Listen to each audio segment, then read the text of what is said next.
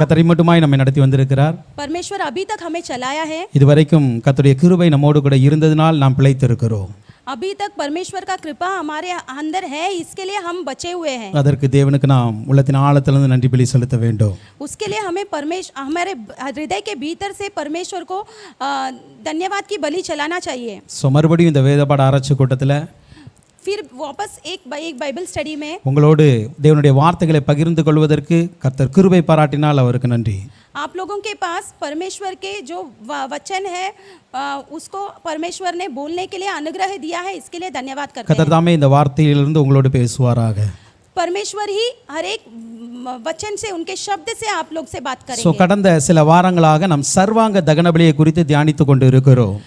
बहुत पहले बहुत सारे दिनों में हम होम बलि के बारे में हम देख रहे हैं. இதுவரைக்கும் ஒரு 6 வாரம் நாம் சர்வாங்க தகன பலி தியானித்து இருக்கிறோம். 6 हफ्ते से हम होम बलि के बारे में देखे हैं. ஸோ இன்றைக்கு சர்வாங்க தகனபலியின் கடைசி பாட்டு நம்ம கடைசியா பார்க்க போகிற ஒரு காரியத்தை आज हम होम बलि के आखिरी भाग को देखने वाले हैं. கர்த்தர் சித்தம் பண்ணால் அடுத்த வருகிற நாட்களில் நாம் மற்ற பலிகளை பார்க்கலாம். परमेश्वर की इच्छा हो तो हम आगे आने वाले दिनों में दूसरे बलियों को हम देखेंगे. லேவியராகமம் 1ஆம் அதிகாரத்தின் 14 17 வசனம் வரைக்கும் இன்றைக்கு தியானத்துக்கு நாம் எடுத்துக்கொள்ள போகிறோம்.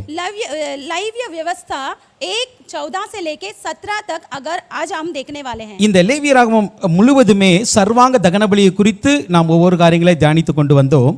इस लैव्य व्यवस्था में हम हर एक दिन होम बलि के बारे में हम देखते आ रहे थे. ஸோ இதுவரைக்கும் நாம் ஒரு மாடையாவது அல்லது ஒரு ஆட்டையாவது, ஒரு காளை அல்லது ஆடுகளை, ஒரு கடாவை எப்படி பலி செலுத்த வேண்டும் என்பதை நாம் தியானித்திருந்தோம். अभी तक हम एक बैल और एक बकरा को कैसा बलि चलाना चाहिए करके हम देख रहे थे. ஸோ இந்த நாளில் நாம் அந்த சர்வாங்க தகன பலியில நாம் பார்த்தோம், சில பேர் தங்களால் முடியாத பட்சத்தில் பறவைகளை கொண்டு வருவார்கள். तो हमने देखा कि ये होम बलि चढ़ाते समय जिससे नहीं होता है वो कबूतरों को लेकर आते हैं बलि चलाने के लिए, वो हमने देखा. இது ஏன் என்று சொல்லி நாம் இந்த சர்வாங்க தகன பலி ஆரம்பத்தில் இந்த காட்டுப்புறா, புறா குஞ்சுகளை குறித்து நாம் தியானித்திருந்தோம். ये क्यों करके हम पंडुकों और कबूतरों के बारे में हम शुरुआत में हमने देखा, ध्यान இந்த किया. காட்டுப்புறாவையும் புறா குஞ்சுகளையும் அன்றைய நாட்களில ஒரு சாதாரண மக்கள் அவர்கள் கொண்டு வந்து பலியிடுவார்கள். ये पंडुकों और कबूतरों को उस दिनों में साधारण लोग आकर बलि चढ़ाते थे. அது நம்முடைய சபையில் வருகிற புதிய விசுவாசிகள் அல்லது பெரியவர்கள், மூப்பர்களை குறிக்கிறதா என்று நாம் பார்த்திருந்தோம். वो हमने देखा कि हमारे जो कलीसिया में आने वाले साधारण व्यक्ति लोग हैं, नहीं तो बुजुर्ग लोग, नहीं तो छोटे लोगों के बारे में हमने देखा. அதில் ஒரு 4 காரியங்கள் ஏன் இந்த காட்டுப்புறாவை கொண்டு வர வேண்டும் என்று சொல்லி நாம் தியானித்து இருந்தோம்.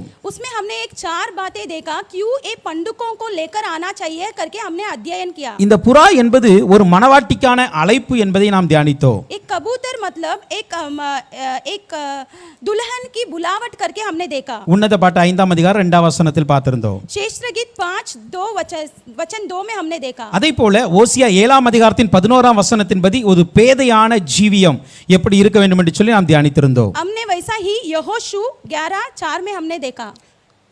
7:11 அடுத்ததாக மத்தேயு 10ஆம் அதிகாரம் 16ஆம் வசனத்தின்படி கபடற்ற ஜீவியத்தை குறித்து நாம் தியானித்தோம்.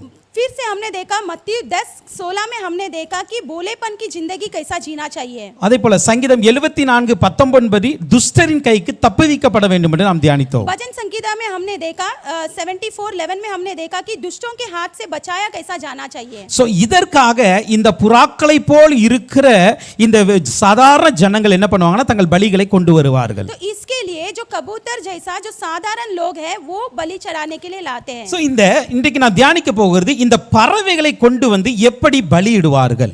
अभी हम देखने वाले हैं ये पक्षियों को लेकर आकर कैसा बलि चढ़ाने वाले हैं. ஒரு பலியிடுகிற முறைகளை இன்னைக்கு நாம் தியானிக்க போகிறோம். बलि चढ़ाने का तरीका को हम देखने वाले हैं. லேவியராகமம் 1ஆம் அதிகாரத்தின் 15ஆம் வசனத்தின்படி लैव्य व्यवस्था 1:15 के अनुसार அதை ஆசாரியன் பலிபீட தண்டையில் கொண்டு வந்து याजक उसको वेदी के समीप ले जाकर அதன் தலையை கிள்ளி उसके गला मरोड़ के பலிபீடத்தில் தகனித்து सिर को जड़ से अलग करके அதன் இரத்தத்தை பலிபீடத்தின் பக்கத்தில் சிந்தவிட்டு उसके लहू को बलि वेदी के बाजू में गिराता है। இந்த பறவைகளை கொண்டு வந்த உடனே இது ஆசாரியர்கள் கையில் கொடுக்கப்படுகிறது. ये पक्षियों को लेकर आने के बाद ये याजक के हाथ में दिया जाता है। இந்த பறவைகளை மாத்திரம் ஆசாரியர்கள் கொள்ளுகிறார்கள் என்று நாம் பார்த்தோம். ये पक्षियों को सिर्फ याजक लोग मारते हैं करके हमने देखा। அந்த கடாக்களையும் அதே போல காளைகளையும் பார்க்கும் பொழுது கொண்டு வருகிறவர்களே அதை கொள்ளுகிறார்கள். ये जो बैलों को जो लेकर आते हैं वो मारते हैं करके हमने देखा। ஆனால் இந்த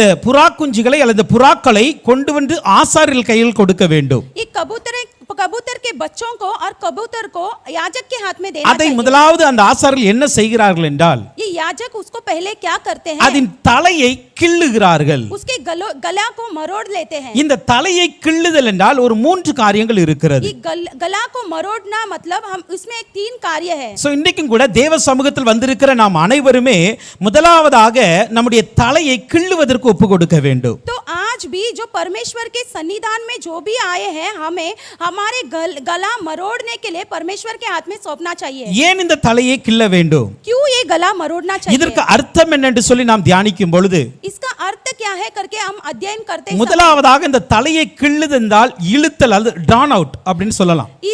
ये गला मरोड़ना मतलब खींचना उसका मतलब है। இரண்டாவதாக இதை பிடுங்குதல் என்று நாம் பார்க்க முடியும். दूसरा वाला अगर हम देखेंगे तो इसको उखाड़ना करके हम देख सकते हैं। மூன்றாவதாக இதை நாம் பார்க்கும் பொழுது பிரித்தெடுத்தல் என்று நாம் பார்க்க முடியும். तीसरा हम देखेंगे तो इसको अलग करना करके हम देखते हैं। ஏன் முதலாவதாக இதை கிள்ள வேண்டும் என்று நாம் தியானிப்போம் என்றால் क्यों इसे पहले खींचना चाहिए करके हम अध्ययन किए तो ஏன் இதை இழுக்க வேண்டும்? क्यों इसे खींचना चाहिए? ஏனால் இந்த காட்டுப்புறாவும் புறாஜ் குஞ்சுகளும் எங்கோ பறந்து திரிந்தவைகள். क्योंकि ये पंडुकों और कबूतरों कहां-कहां उड़कर आए हुए पक्षी है। இது காடுகளிலும் இருந்திருக்கும், மலைகளிலும் இருந்திருக்கும், தேசத்திலும் இருந்திருக்கும். ये जंगलों में रहते हैं, पहाड़ों में गए रहेंगे और देश में भी रहे होंगे। சோ இன்றைக்கு கூட வருகிற ஒவ்வொருவரும் நாம் அப்படிதான் இருக்கிறோம். आज भी हम जो आए हुए हम सारे लोग ऐसे ही है। நம்ம எப்பொழுதுமே மோசேயை போலவோ யோசுவாவை போலவோ ஆசரிப்பு கூடாரத்தை விட்டு பிரியாதவர்கள் அல்ல. हम हमेशा मूसा का जैसा और यहोशुआ का जैसा जो विलाप वाले तंबू को हम छोड़कर अलग होने वाले नहीं है। நாமும் என்னலாம் ஊரெல்லாம் சுற்றிட்டு வர்றோம். हम भी सारी जगह घूम फिर कर பல आते हैं। இடங்களில் போய் கொண்டு பல மனிதர்களை சந்திக்கிறோம்.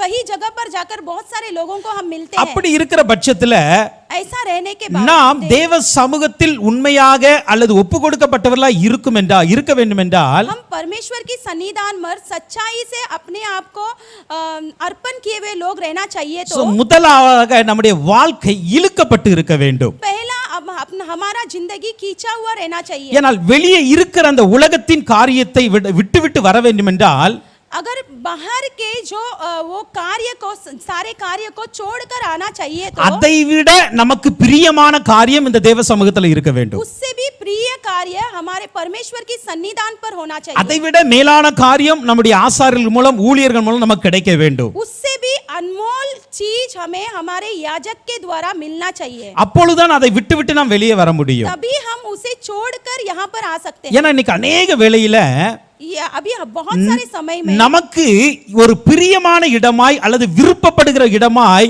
நமக்கு ஆலயம் தெரிவதில்லை. हम अनेक समय पर जो परमेश्वर के भवन है हमारे प्रिय नहीं रहता है। அப்படி நமக்கு தெரிவதில்லை. वैसा हमें नहीं दिखता है। அதனால தான் என்ன பண்ண மாட்டேங்காங்க, अनेகர் வந்து உள்ள வர மாட்டேங்கறாங்க. इसीलिए बहुत सारे लोग परमेश्वर के भवन में नहीं आते हैं। ஆனால் இந்த ஆலயத்தில் தங்கி இருப்பதே எனக்கு நலம் என்று தாவீது சொல்லுகிறது போல யார் ஒருவர் ஆலயத்தை நோக்கி இழுக்கப்படுகிறார்களோ அவர்கள் உலகத்தை விட்டு விடுவார்கள். जैसा दाऊद कहता है कि परमेश्वर के भवन में रहना ही मेरे लिए भला है करके जो लोग खींचे गए हैं वही लोग भवन में आ सकते हैं। அப்ப எப்படி எல்லாம் இழுக்கப்பட வேண்டும் என்பதை ஒரு சில காரியங்களை பார்க்கலாம் நாம். तो किस प्रकार हमें खींचा जाना चाहिए करके अभी हम देखने वाले हैं। எரேமியா 3ஆம் அதிகாரத்தின் 13ஆம் வசனத்தின்படி एरेमिया 3:11-13 में हम अगर हम देखें तो பூர்வ காலமுதல் கர்த்தர் எங்களுக்கு தரிசனமானார் என்பாய். पूर्व काल में परमेश्वर हमें दर्शन दिया है। ஆம், அநாதி சிநேகத்தால் உன்னை சிநேகித்தேன், अनंत काल के स्नेह में उसने हमें स्नेह किया है। ஆதலால் காருண்யத்தினால் உன்னை இழுத்துக்கொண்டேன். इसीलिए उनके कारुण्य से हमें परमेश्वर ने खींच लिया है। சாரி, எரேமியா 31ஆம் அதிகாரத்தின் 3ஆம் வசனம். சாரி, நான் தவறா சொல்லிட்டேன். எரேமியா 31ஆம் அதிகாரத்தின் 3ஆம் வசனத்தை பார்க்கும் பொழுது 3 அவருடைய காருண்யத்தினால் அவர் நம்மை இழுத்துக் கொள்ளுகிறார். उसके कारुण्य के वजह से उसने हमें खींच लिया है. அப்போ ஜனங்கள் இன்னைக்கு எப்படி இழுக்கப்பட வேண்டும் என்றால் लोग कैसा खींचा जाना चाहिए. முதலாவதாக ஆண்டவருடைய காருண்யம், the loving kindness அவங்களுக்கு தெரியணும். तो परमेश्वर के कारुण्य उनको जानना जरूरी है. அதை வைத்து ஜனங்கள் இழுக்கப்படணுங்க. वैसा ही पर लोग खींचा जाना चाहिए. அப்பொழுதுதான் அந்த ஜனங்கள் பலிபீடத்தில் அர்ப்பணிக்கப்பட்டவர்களா இருப்பாங்க. वही तभी ही लोग वेदी में अर्पण किए हुए लोग बन सकते हैं. அப்போ இன்றைக்கு ஜனங்களை இழுத்துக் கொள்வதற்கு தேவன் பயன்படுத்துகிற முதலாவது ஒரு வழி என்று பார்த்தோம் என்றால் அவருடைய காருண்யத்தினால் அவரை இழுக்கிறார். तो पहला जो परमेश्वर जो शस्त्र यूज करते हैं परमेश्वर लोगों को अपने पास खींचने के लिए वो उनका कृपा कारुण्य है. அப்போ இன்னைக்கு அவருடைய காருண்யத்தினால் அநேகரை இழுத்துக் கொள்ளும் பொழுது उनके कारुण्यता से वो अब सब लोगों को खींचने के बाद வெளியே இருக்கிற அழகோ சந்தோஷமோ எல்லாத்தையும் விட்டுட்டு வந்துருவாங்க. बाहर की जो खुशियां है वो बाहर की जो सुंदरता है वो सबको लोग छोड़कर आ जाएंगे. அப்போ இன்னைக்கு ஆண்டவர்ட்ட நம்ம கேட்க வேண்டிய ஒரு காரியம் என்ன அப்படின்னா, तो अभी हम परमेश्वर से क्या पूछना चाहिए. அப்பா உம்முடைய காருண்யத்தை எனக்கு காட்டுங்கப்பா. आपके कारुण्यता को हमें दिखा दीजिए. அவருடைய காரியம் மிகப்பெரியது என்று சொல்லுகிறது வசனம். उसके कारुण्य बहुत बड़ा है करके वचन அந்த कहता है. காருண்யத்தினால் நான் இழுங்க தகப்பனே. उस कारुण्यता से हमें खींच लीजिए. ஏன்னா உங்க சமூகத்திற்கு வர முடியாதபடிக்கு என்ன உலகம் இழுத்து கொண்டு இருக்கிறது. आप क्योंकि उनके समूह में नहीं आए बिना दुनिया के सारे चीज हमें खींच रहा है. ஆனா அந்த உலகத்தை விட்டு நாங்க வரணும் அப்படின்னா उसके वो दुनिया को छोड़कर अगर आना है तो உம்முடைய காருண்யம் எனக்கு வேண்டும். उसके अनुग्रह हमें चाहिए. உம்முடைய கிருபை எனக்கு வேண்டும் என்று நாம் சொல்ல வேண்டும். उसका कृपा हमें चाहिए करके ऐसा बोलना இரண்டாவது चाहिए. அவரை எப்படி இழுக்கிறார் என்றால் दूसरा वो कैसा खींचते हैं. ஓசியா 11ஆம் அதிகாரத்தின் 4ஆம் வசனத்தின்படி होसे 11:4 में மனுஷரை கட்டி இழுக்கிற அன்பின் கயிறுகளால் நான் அவர்களை இழுத்தேன். जो प्रेम की डोरी से वो लोगों को खींचता था. ஆண்டு சொல்றாரு அன்பின் கயிறுகளால் நான் அவர்களை இழுக்கிறேன். प्रेम की डोरी से वो लोगों को खींचता है. இரண்டாவது இன்னைக்கு எதனால் இழுக்கப்பட வேண்டும் என்றால் दूसरा हम कैसा खींचा जाना चाहिए. தேவனுடைய அன்பினால் இழுக்கப்பட வேண்டும். परमेश्वर के प्रेम से खींचा जाना அதான் चाहिए. நீங்கள் 2 தெசலோனிக்கர் 3ஆம் அதிகாரத்தின் 5ஆம் வசனத்தை நான் பார்த்தோம் என்றால் 2 Thessalonians 3:5 में और अगर हम देखेंगे तो நம்முடைய இருதயமானது हमारे हृदय जो है தேவனை பற்றும் அன்புக்கும் परमेश्वर को जो परमेश्वर को प्रिय वाला हृदय और நம்முடைய இருதயம் தேவனை பற்ற அன்புக்கு நேராக இழுக்கப்பட வேண்டும். परमेश्वर की जो चिपक जाना एक प्यार से हमें भरा रहना चाहिए. ஹல்லேலூயா. ஹல்லேலூயா. ஏன்னா இந்த இருதயம் இன்னைக்கு வேற எங்கேயோ நின்று கொண்டு இருக்கிறது. क्योंकि हमारा हृदय अभी कहीं और भटक रहा है. அநேக இடங்களினால் இழுக்கப்பட்டு கிடக்கிறது. कहीं और खींचा जा रहा है. அதனால தான் நம்முடைய இருதயம் கேடும் திருக்குள்ளதுமாய் இருக்கிறது. इसीलिए हमारा हृदय ठीक नहीं है. அப்ப இன்னைக்கு ஆண்டவர்ட்ட நம்ம சொல்லணும், तो अब परमेश्वर से हमें कहना அப்பா है என்னுடைய இருதயம் உம்முடைய அன்பினால் இழுக்கப்படட்டும்பா. हमारे हृदय परमेश्वर आपके प्रेम में खींचा जाना चाहिए அந்த करके कहो. சிலுவையில நமக்கு காட்டப்பட்ட அந்த அன்பை நம்முடைய இருதயம் பார்த்துட்டு அப்படின்னா तो सूली में जो दिया गया प्रेम को अगर हमारे हृदय ने देख लिया तो எல்லாத்தையும் நம்ம விட்டுட்டு வந்துருவோம். सब कुछ हम छोड़कर आ சோ जाएंगे. இன்னைக்கு अनेகர் விட முடியாததுக்கு காரணம் என்னவென்றால் अभी बहुत सारे लोग छोड़ नहीं पा रहे हैं क्योंकि தேவனுடைய அன்புக்கு நேராக அவருடைய இருதயம் நடத்தப்படவில்லை. वो परमेश्वर के प्रेम के द्वारा उनका हृदय चलाया नहीं गया है. அப்போ அவருடைய காருண்யத்தினால் நம்மை இழுக்கிறார், उसके कृपा कारुण्यता से हमें அவருடைய खींचता है. அன்பினால் நம்மை இழுக்கிறார். उसके प्रेम से हमें खींचता அதனால है. தான் மணவாட்டி இப்படி சொல்லுகிறார். इसीलिए दुल्हन कैसे है உன்னத பாட்டு 1ஆம் அதிகாரத்தின் 4ஆம் வசனத்தை பார்க்கும் பொழுது श्रेष्ठ गीत 1:4 में अगर हम देखें என்னை இழுத்துக் கொள்ளும், मुझे खींच लीजिए உமக்கு பின்பே நாங்க ஓடி तो வருவோம்பா. आपके पीछे हम दौड़े आएंगे. அப்பொழுது உம்முடைய அறையில நாங்க தங்கி இருப்போம். तभी आपके कमरे में हम रहने आएंगे. சோ இன்னைக்கு நாம் அவரை இழுத்துக் கொள்ளும்படியாக இன்னைக்கு ஆண்டவர்ட்ட நம்ம கேட்கணும். तो हमें खींच लीजिए करके परमेश्वर से हमें पूछना அப்பா चाहिए. என்னை இழுத்துக் கொள்ளுங்கப்பா, मुझे खींच लीजिए உம்முடைய परमेश्वर. காருண்யத்தினால் என்னை இழுத்துக் கொள்ளுங்க, आपके कारुण्यता से हमें உம்முடைய खींच लीजिए. அன்பினால் என்னை இழுத்துக் கொள்ளுங்க, आपके प्रेम से हमें खींच நான் लीजिए. உமக்கு பின்னாக ஓடி வர வேண்டும், मैं आपके पीछे दौड़े आना உம்முடைய है. அறைகளில் என்னை அழைத்துக் கொண்டு போங்க, आपके कमरे में हमें ले जाइए. நான் உமக்குள் கலிகூற வேண்டும் என்று मैं சொல்லி आपके अंदर आनंद होना चाहिए அன்றைக்கு करके மணவாட்டியாகிய சூலமித்தியால் நேசரை குறித்து பாடுகிறாளே, उस दिन दुल्हन सुलमितिया ने उसके प्रेमी के बारे में उसने कहा. இன்றைக்கு நம்முடைய நேசராகிய இயேசு கிறிஸ்துவை நோக்கி நாம இப்படி கூப்பிட வேண்டும். आज भी हमारे जो प्रेमी परमेश्वर को देखकर ऐसा बुलाना चाहिए. அதனால தான் ஊழியர்கள் மூலமாக நமக்கு அவருடைய அன்பை குறித்து பிரசங்கிக்கப்படுகிறது. इसीलिए पास्टरों के द्वारा उसके प्रेम के बारे में हमें बताया जा அவருடைய रहा है, காருண்யத்தை குறித்து நமக்கு சொல்லப்படுகிறது, उसके कारुण्यता के बारे में बताया जा रहा அவருடைய है, கிருபையை குறித்து சொல்லப்படுகிறது. उसके अनुग्रह के बारे में बोला जा रहा है। அவர்கள் நம்முடைய இருதயத்தை அதற்கு நேராக நடத்த விரும்புகிறார்கள். वो हमारे हृदय को उसके ओर चलाना चाहते हैं, ஆனால் अनेक வேளையில நாம் அதை புரிந்து கொள்வதில்லை. लेकिन अनेक समय हम वो जान नहीं पा रहे हैं। இன்னைக்கு அப்போ நம்ம ஆண்டவர்ட்ட ஒரு காரியத்தை ஒப்பு கொடுக்கணும். आज हम एक कार्य परमेश्वर से अर्पण करेंगे। அப்பா, எங்களுக்கு சொல்லப்படுகிற அந்த வசனத்தின்படி, அந்த பிரசங்கத்தின்படி உம்முடைய அன்பினால் எங்களை இழுத்துக் கொள்ளுங்க. परमेश्वर ए पिता, हमारे जो बोला गया वो वचन के द्वारा, आपके प्रेम के द्वारा हमें खींच लीजिए। உம்முடைய காருண்யத்தால் எங்களை இழுத்துக் கொள்ளுங்கன்னு கேட்கணும். आपके कारुण्यता से हमें खींच लीजिए करके पूछना चाहिए। இரண்டாவது, இந்த தலையை கிள்ளுதல் என்றால் तो दूसरा ये गले को मरोड़ना मतलब பிடுங்குதல் என்று அர்த்தம். कि उखाड़ना करके मतलब, ஹல்லேலூயா. ஹல்லேலூயா. பிடுங்கப்படுகிறது என்று பார்க்கிறோம். कि उखाड़ना करके देखते அப்ப हैं। அந்த பிடுங்கப்படுகிற அனுபவம் என்றால் என்ன? ये उखाड़ना मतलब क्या है? மத்தேயு 5ஆம் அதிகாரத்தின் 29ஆம் வசனத்தை நாம் பார்க்கும் பொழுது, मत्ती 5:29 में अगर हम देखें तो, உன் வலது கண் உனக்கு இடறல் உண்டாக்கினால் अगर तेरे दाहिने हाथ तुझे ठोकर அதை खाए तो பிடுங்கி எறிந்து போடு. उसको उखाड़ कर फेंक दो।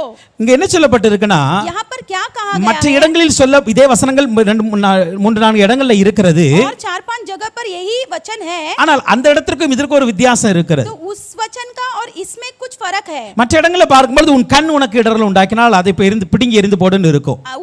उस जगह, दूसरे जगह पर अगर हम देखेंगे तो अगर तेरा आंख तुझे ठोकर खाए तो उसको निकाल कर फेंक दो। ஆனால் இங்கு சொல்லப்பட்டிருக்கிறது உம்முடைய வலது கண் உனக்கு இடறலை உண்டாக்கினால். यहाँ पर कहा है कि तेरे दाहिने आंख के तुझे ठोकर खाए तो। அப்போ கர்த்தர் சில காரியங்களை மென்ஷன் பண்ணி சொல்றாரு. तो परमेश्वर एक कार्य को मेंशन करके बताते हैं। உனக்கு 2 கண்ணு இருக்கு, तेरे को 2 आंख है, 2 உன்னை இடறல் உண்டாக்கல, दोनों तुझे ठोकर नहीं खाए, ஆனா உனக்கு ஒரு வலது கண் இடறல் உண்டாக்குது அப்படின்னு உனக்கு தெரிந்தா तेरे जो दाहिने हाथ तुझे ठोकर खाए कर அந்த வலது கண்ணை பிடுங்கி எறிந்து போடுங்க. वो दाहिने आंखों को उखाड़ कर फेंक दो, இல்ல அப்படின்னா சரீரம் முழுதும் நரகத்துக்கு போயிரும். नहीं तो तेरा पूरा शरीर नरक में जाएगा। அப்ப நம்முடைய வாழ்க்கையில எது நம்மை இடற பண்ணுகிறதோ तो हमारी जिंदगी में हमें कौन सा चीज ठोकर खाते हैं, அந்த காரியத்தை சரியான விதத்துல பிடுங்கி போட நம்ம தெரிந்திருக்க வேண்டும். वो कार्य को सही रीति से उखाड़ कर फेंकने के लिए हमें आना चाहिए। அதை பிடுங்கி போடாத பட்சத்துல वो हम अगर उखाड़ कर नहीं நம்முடைய फेंके வாழ்க்கை முழுவதுமே பின்விளைவுகளை சந்திக்கும். तो हमारे पूरा जिंदगी इसका नतीजा देखेंगे। தவறு செய்தது ஒரு அவயம்தான், तो जो गलत किया है वो एक ही अवयव है, இடறல் உண்டாக்கினது ஒரே ஒரு கண்ணு தான். तो ठोकर का जो खिलाए वो एक ही आंख है, ஆனால் முழு சரீரமும் நரகத்துக்கு போகிறது. लेकिन पूरा शरीर नरक में जाएगा। அப்படிதான் நம்முடைய வாழ்க்கை இன்னைக்கு நீங்க பிடுங்கி போடாத பட்சத்துல तो वैसा ही हमारे जिंदगी में अगर हम उखाड़ कर नहीं फेंके ஏதோ ஒரே ஒரு காரியமா இருக்கலாம், तो कोई एक कार्य हो सकता है, ஏதோ ஒரு சம்பவம் இருக்கலாம். कोई एक संभव हो सकता है। இன்னைக்கு அதை நம்ம பிடுங்கி எறிந்து போடல அப்படின்னா अगर हम उखाड़ कर नहीं फेंके நம்முடைய முழு வாழ்வையும் அது பாதிக்கும் என்பதை நாம் மறந்துவிடக் கூடாது. तो हमारे पूरा जिंदगी को वो खराब कर देगा करके हम भूलना नहीं चाहिए। சில வேளையில் ஆண்டவர் நமக்கு உணர்த்துவார், कभी कभी परमेश्वर हमें स्मरण दिलाते हैं, ஊழியர்கள் மூலமாக வார்த்தைகள் வருகிறது, நமக்கு पास्टरों के द्वारा वचन आते हैं हमारे அந்த द्वारा, உணர்வடைந்து நம்ம அதை என்ன பண்ணணும், விட்டு விடணும். हमें स्मरण कर कर हमें उसे छोड़ देना அதை चाहिए। விடாத பட்சத்துல वो अगर हम नहीं छोड़े तो, நீங்களா இருந்தாலும் சரி, நானா இருந்தாலும் சரி, आप रहने दो हम रहने दो, அது மிகப்பெரிய பாதிப்பை உண்டாக்கும். वो बहुत कठिनाइयों को लेकर இன்னைக்கு आएंगे। சொல்லப்படுகிற வார்த்தை எல்லாமே நம்ம எல்லாருக்கும் உரியது. तो आज जो कहा गया है ये वचन सारे लोगों के लिए है। எல்லாருமே நாம் தவறுகிறோம், हम सभी लोग गलत करते हैं, எல்லாருமே நாம் இடறுகிறோம், सारे लोग हम फिसलते हैं, ஏதோ ஒரு காரியத்துல நாம் நிர்விசாரமா இருந்து விடுகிறோம், कुछ तो एक कार्य में हम निर्विचार बन जाते हैं, சில தவறுகளை நாம் செய்து விடுகிறோம். कुछ ना गलती हम कर लेते हैं। ஆனா இன்னைக்கு ஆண்டவர்ட்ட நம்ம ஒப்பு கொடுக்கணும். आज हम परमेश्वर के पास अर्पण करते அப்பா, हैं, எனக்கு வலது கண்ணு எனக்கு இடறல் உண்டாக்குது, परमेश्वर मेरे दाहिने आके मेरे लिए ठोकर खिला रहे हैं, இல்லன்னா எனக்கு வலது கை இடறல் உண்டாக்குது, लेकिन मेरा दाहिने हाथे मेरे लिए ठोकर खा அல்லது रहे என் கால் எனக்கு இடறல் உண்டாக்குது. लेकिन मेरा पैर मेरे लिए ठोकर எது நமக்கு இடறல் உண்டாக்குகிறதோ जो हमारे लिए ठोकर के जो कारण है அதை பிடுங்கி எறிந்து போட நாம் கற்றுக்கொள்ள வேண்டும். उसे उखाड़ कर फेंकने के लिए हमें सीखना चाहिए। ஹல்லேலூயா, ஹல்லேலூயா. ஹல்லேலூயா. ஹல்லேலூயா. அதுதான் இது ஆசாரியர்கள் கைகளில் ஏன் கொடுக்க போறதுன்னா, ये याजकों के हाथ में क्यों दिया जाता சில है? வேளை நாம் இதை குறித்து அறியாதவர்களாகவே இருந்து விடுகிறோம். कभी कभी इसके उसके बारे में हम जान नहीं पाते हैं। ஆனால் ஆசாரியர்கள் மூலமாக சிலவேளை நமக்கு அந்த ஊழியர்கள் மூலமாக இந்த காரியம் உணர்த்தப்படுகிறது. तो कभी-कभी याजकों के द्वारा ये कार्य हमें स्मरण दिलाया அப்ப जाता है। உணர்த்தப்படும் பொழுது நம்ம என்ன பண்ணணும்? சரியாக அதன்படி நடக்க வேண்டும். तो स्मरण दिलाया जाता है तभी हम सही रीति से चलना चाहिए। இன்னைக்கு காலையிலே 5 மணி 6 நம்ம தியானிக்கும் பொழுது கர்த்தருக்கு முன்பாக நடுங்குகிறதை குறித்து தியானித்தோம். तो आज 5 बजे की जो प्रार्थना में हमने देखा परमेश्वर के सामने गिड़गिड़ाना। அப்போ அந்த நடுங்குகளை குறித்து தியானித்து நமக்கு ஊழியர் மூலமாக சொல்லப்பட்டு இருக்கிறது. तो गिड़गिड़ाना के बारे में हमारे पास्टर के द्वारा हमें बोला गया है। ஆனால் நாம் கர்த்தருக்கு முன்பாக நடுங்குகிறோமா? तो लेकिन हम परमेश्वर के सामने गिड़गिड़ाते हैं क्या? ஹல்லேலூயா. ஹல்லேலூயா. அப்போ உணர்த்துகிறதுக்கு தான் கர்த்தர் ஊழியர்களை வைத்திருக்கிறார். स्मरण कराने के लिए परमेश्वर हमारे लिए पास्टरों को அவர்கள் தான் இந்த பறவை என்ன பண்றாங்க? தலையை கிள்ளி போடுறாங்க. तो उन्हीं लोग ये पक्षियों का गले को मरोड़ लेते हैं। அப்ப இன்னைக்கு நாம் என்ன பண்ணணும்? அதை பிடுங்கி தூரப்பட கற்றுக்கொள்ள வேண்டும். तो हमें क्या करना चाहिए? उसको उखाड़ कर फेंकने के लिए सीखना चाहिए। மத்தேயு 13ஆம் அதிகாரத்தின் 30ஆம் வசனத்தை பார்க்கும் பொழுது मत्ती 13:30 में अगर हम देखें तो அறுப்பு காலத்தில் நான் அறுக்கிறவர்களை நோக்கி कटनी के समय में काटने वालों को देखकर முதலாவது களையை பிடுங்கி அவைகளை சுட்டெரிக்க கட்டுகளாய் கட்டுங்கள். पहले उसको सर को काट कर हमें क्या करना चाहिए? उसको फेंकने के लिए सीखना चाहिए। கோதுமை என் களஞ்சியத்துல சேருங்க. जो गेहूं को कत्ते में इकट्ठा कर लो। இங்க பாருங்க, கோதுமையும் வளர்ந்து தான் நிக்கு, जो गेहूं है वो भी बड़ा हुआ है, களையும் வளர்ந்து தான் நிக்கு. जो जंगली दाने हैं वो भी बड़ा हुआ ஆனா है। ஆண்டவர் சொல்லார், களையை ஃபர்ஸ்ட் பிடுங்கிருங்க. நீங்க तो परमेश्वर कहते हैं जंगली के दानों को निकाल दो। களையை பிடுங்கிட்டு जंगली दानों को बटोर कर கோதுமையை என் களஞ்சியத்துல சேருங்க. गेहूं को कत्ते में इकट्ठा कर लो। ஹல்லேலூயா. ஹல்லேலூயா. சில வேளை நம்முடைய வாழ்க்கையில சில களைகள் இருக்கும். कभी कभी हमारे जिंदगी में भी जंगली दाने होते हैं। இந்த களையை விதைத்தது நீங்களோ நானோ அல்ல.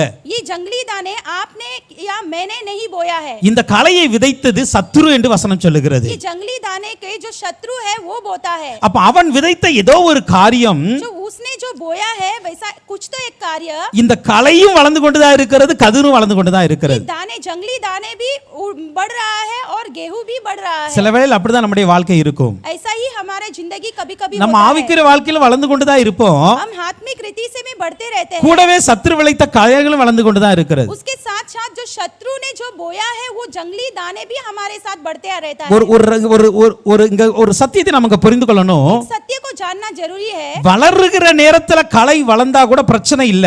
जो बढ़ते समय ये जो जंगली दाने जो बढ़े तो प्रॉब्लम नहीं है। ஆனால் அறுக்கிற நேரத்துல களை இருக்க கூடாது. जो कटनी के समय में ये जंगली दाने नहीं होना चाहिए। நீங்கள் பலன் கொடுக்கிற நேரத்துல களைகள் கூட இருக்க கூடாது. आप लोग फल देते समय ये जंगली दाने नहीं रहना அப்படி चाहिए। இருந்ததுனா நம்முடைய பலனை அது கெடுத்து போட்டு விடும். ऐसा रहेगा तो हमारे फल को ये जंगली दाने खराब कर देगी। அப்ப இன்னைக்கு நம்முடைய வாழ்க்கையில என்ன களை வளர்ந்து கொண்டு இருக்கிறதை நாம் அறிந்து तो हमारी जिंदगी में कौन सा जंगली दाने अब बढ़ रहा है वो जानकर அதை சரியான விதத்துல நாம் பிடுங்கி போட கற்றுக்கொள்ள वो வேண்டும். सही समय पर उसको काट कर फेंकने के लिए हमें जानना चाहिए। மத்தேயு 15ஆம் அதிகாரத்தின் 13ஆம் வசனத்தை தியானிக்கும் பொழுது जो मत्ती 15:13 में अगर हम देखें तो என் பரமபிதா நடாத நாற்றெல்லாம் வேரோட பிடுங்கப்படும் என்று சொல்லுகிறது. जो पौधे परम पिता ने नहीं लगाया है उसे उखाड़ा जाना चाहिए करके परमेश्वर कहता है। அப்ப பரமபிதா நடாத நாற்று அப்படின்னு இருக்கிறது. जो परम पिता ने जो नहीं लगाया है वैसा एक पेड़ पौधा இதுவும் பார்க்கிறதுக்கு என்னதான் நாற்று தான்.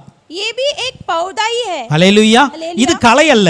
ये जंगली दाने नहीं இத है। பார்த்தோம்னா இது களை அல்ல. ये जंगली दाने नहीं है। ஆனால் लेकिन இது ஒரு நாற்று மாதிரி தான் இருக்கிறது. ये भी एक पौधा जैसा ही है। ஆனால் பரமபிதா நடாத நாற்று என்று சொல்லப்பட்டு இருக்கிறது. तो हमारे परम पिता ने नहीं लगाया है इसे। அப்ப இதுக்கு என்ன அர்த்தம் இருக்கும்? इसका क्या मतलब है? களையை ஓகே கண்டுபிடிச்சிடலாம், சத்துரு விதைத்தான். ये जंगली दाने हम समझ सकते हैं कि शत्रु ने ஆனா இங்க சொல்லப்பட்டு இருக்கிறது பரமபிதா நடாத நாற்று. तो यहाँ पर कहा गया है हमारे परम पिता ने जो नहीं लगाया है वैसा एक पौधा। அப்ப இது பார்க்கிறதுக்கு நல்ல ஒரு நல்ல நெல்மணியோ கோதுமையோ கொடுக்கிறது தான் இருக்கிறது. तो ये देखने में एक अच्छा से एक गेहूं का दाना एक अच्छा फल देने वाला ஆனா என்ன पौधा பிரச்சனை அப்படின்னா है। तो इसमें प्रॉब्लम क्या है? அவருடைய சீஷர்கள் 12 வசனம் சொல்லுகிறது, அவருடைய சீஷர்கள் அவரிடத்தில் வந்தாங்களாம். तो 12 वचन में कहता है कि उसके जो चेले लोग उसके पास आए। பரிசேயர் இந்த वசனத்தை குறித்து இடறல் அடைவார்களே. जो फरीसी लोग हैं वो ये वचन इसको देखकर फिसल जाएंगे ना, அப்படின்னு ஒரு கேள்வியை கேட்கறாங்க.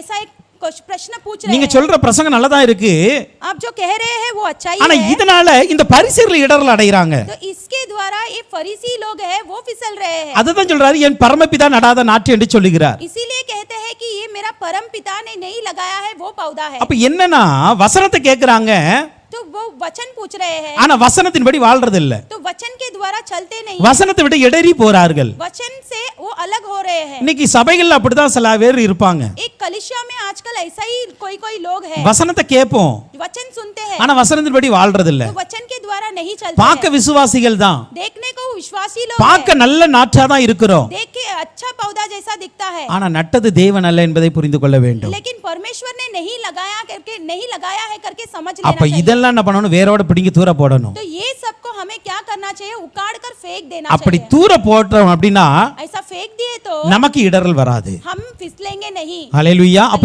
எதெல்லாம் பிடுங்க வேண்டும்? तो क्या क्या उखाड़ना चाहिए? நம்முடைய எது நமக்கு இடறல் உண்டாக்குற அவயமா இருக்கிறதோ அதை பிடுங்க வேண்டும். जो अवयव हमारे लिए फिसलने का कारण बनता है उससे उखाड़ कर फेंकना இரண்டாவது चाहिए। களைகளை, சத்துரு விதைத்த களைகளை பிடுங்க जो வேண்டும். जंगली दाने जो शत्रुओं ने जो बोया है उसको उखाड़ कर फेंकना चाहिए। மூன்றாவது பரமபிதா, தேவன் நடாத நாற்று சில நாற்றுன்னு சொல்லிட்டு நம்ம கூட இருக்கும். जो परम पिता ने जो नहीं लगाया है वो पौधा मैं हूं करके कोई कोई पौधा हमारे साथ रहता है, இதை उसको பிடுங்க வேண்டும். इसे भी उखाड़ना है। எரேமியா 1ஆம் அதிகாரத்தின் 10ஆம் வசனத்தை பார்க்கும் பொழுது हम जेरेमिया 1:10 में देखे तो அங்கு சில அதிகாரங்கள் கொடுக்கப்படுகிறது. वहां पे कुछ अधिकार दिया जा அந்த रहा है। அதிகாரத்துல முதலாவது அதிகாரம் என்ன? பிடுங்குகிற तो அதிகாரம். वहां पर अधिकार में पहला अधिकार क्या है? उखाड़ कर फेंकना। ஹல்லேலூயா. हालेलुया। கர்த்தர் அந்த அதிகாரத்தை நமக்கும் கொடுத்திருக்கிறார், ஊழியர்களுக்கும் கொடுத்திருக்கிறார். परमेश्वर वो अधिकार हमें भी दिया है और हमारे पास्टरों को भी दिया है। அப்ப அந்த அதிகாரத்தின்படியே நம்ம இதை செய்யணும். तो वैसे वो अधिकार के अनुसार हमें करना चाहिए। அவைகளை எரிந்து போடுதோ களைகளை பிடுங்குவதோ ஈஸியான காரியம் அல்ல.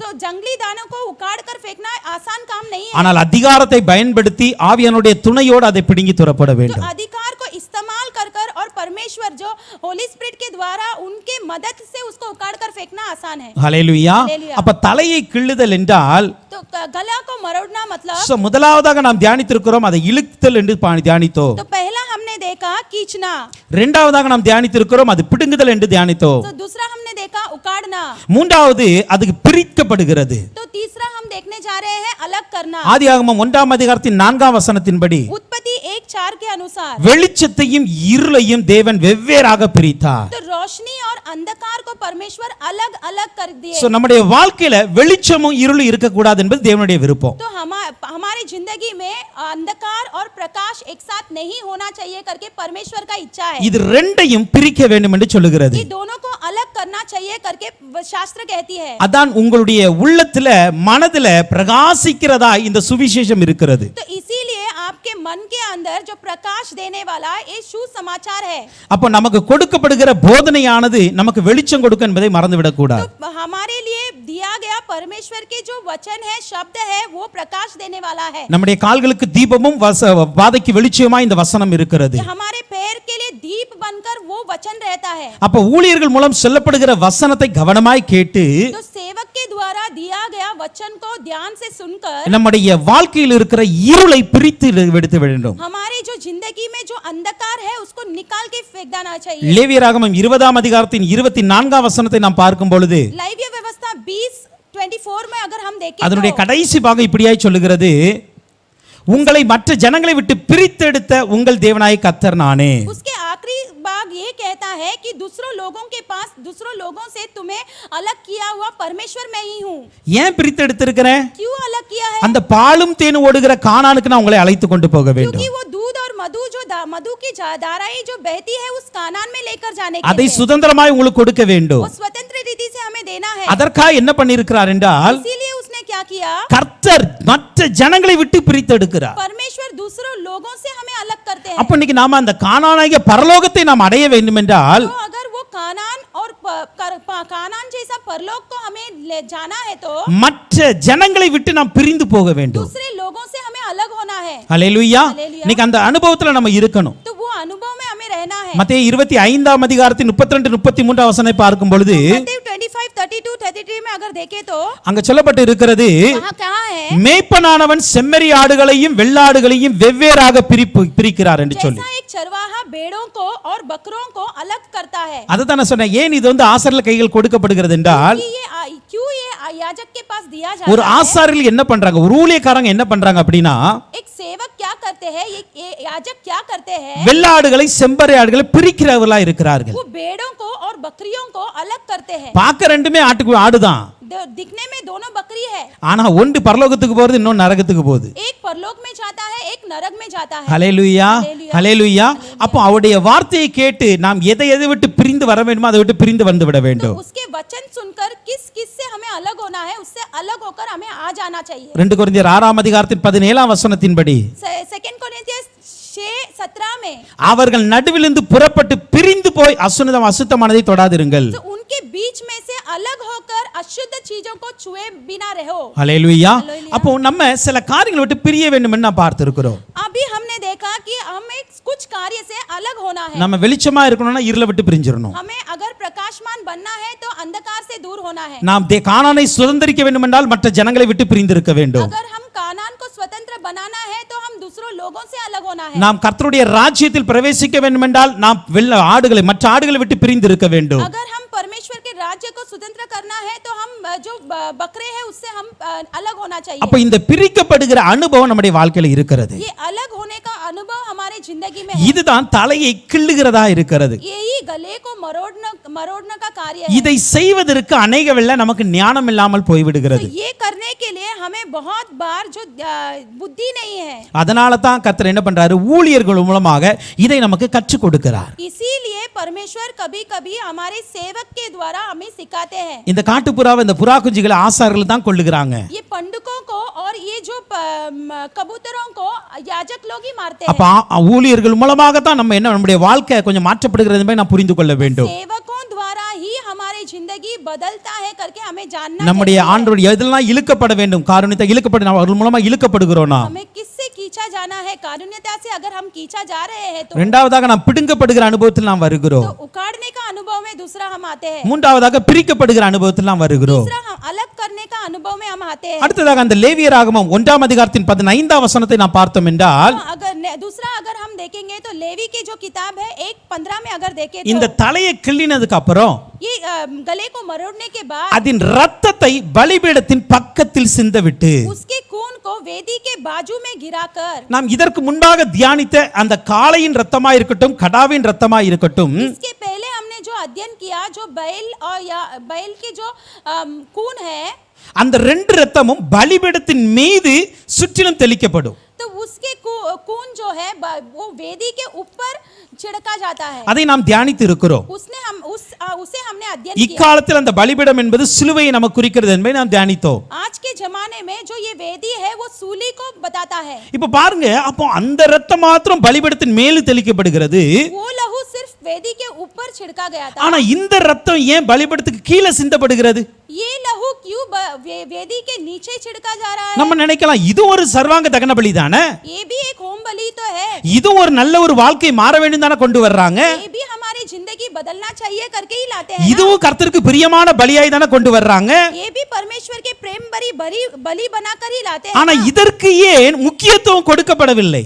इसको क्यों मुख्य रीति से देखा नहीं जा रहा है? இன்னைக்கு அனைவரும் நம்ம செலவில் அப்படிதான் நினைப்போம். ऐसा कई समय पर हम ऐसा ही सोचते அவங்கள हैं. போல தான் நானும் இருக்கிறேன், उनके जैसा ही मैं भी हूं ना, அவங்கள போல தான் நான் ஜெபிக்கிறேன், उनके जैसा ही मैं भी प्रार्थना அவங்கள करता போல हूं தான் ना, ஆராதிக்கிறேன், उनके जैसा ही आराधना அவங்கள करता போல हूं தான் ना, சபையில நல்ல எல்லா வேலையும் செய்றேன். उनके जैसा ही कलीसिया में सारे काम करता हूं ஆனா ना. மற்றவங்களுக்கு எனக்கு முக்கியத்துவம் அதிகம் கொடுக்கறாங்க, நமக்கு கொடுக்க மாட்டேங்கிறாங்க. दूसरों को मुख्य रीति से ध्यान देते हैं, मुझे क्यों नहीं देते हैं? நம்முடைய எண்ணத்துல சில வேளை இப்படி வரும், हमारे सोच में कभी-कभी ऐसा आता எனக்கு है, இம்பார்ட்டன்ஸ் கொடுக்க மாட்டேங்கிறாங்க, मुझे इंपॉर्टेंस नहीं दिया जा रहा है, மத்தவங்களுக்கு எல்லாம் கொடுக்கறாங்க. दूसरे लोगों को दे रहे हैं. இப்படி நம்முடைய எண்ணத்துல சில தாழ்மை என்ன வருகிறது?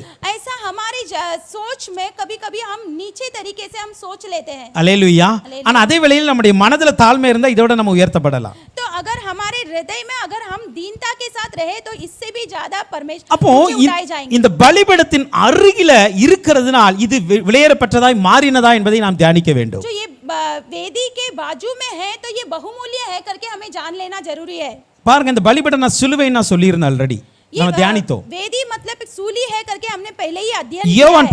19 அதிகாரத்தின் 25 வசனத்தை நாம் பார்க்கும் பொழுது, யோहन्ना 19:25 में अगर हम देखें तो இயேசுவின் சிலுவையின் அருகே परमेश्वर के सूली के सामने அவருடைய தாயும் அவருடைய சகோதரி கிளையப்பா மரியாளும் மகதலேனா மரியாளும் நிற்கிறாங்க. तो उसके माता और मगदलेना मरिया मैगदलीन मारिया मेरी भी खड़ी है। இப்போ இந்த மூன்று பேர் நிற்கிறாங்க, ये तीन जन भी खड़े हैं, மூன்று மரியாள் நிற்கிறாங்க. तीन मरिया खड़े हैं। ஆனா இதுல பாத்தீங்க அப்படின்னா यहाँ पर देखेंगे तो இந்த சிலுவையின் அடியில நிக்கிற இந்த சம்பவம் நமக்கு தெரிந்திருக்கும். ये सूली के नीचे वाला संभव हम जानते हैं। இயேசு கிறிஸ்து மற்றவர்களுக்கு ஒரு இம்பார்ட்டன்ஸ் கொடுத்தார்.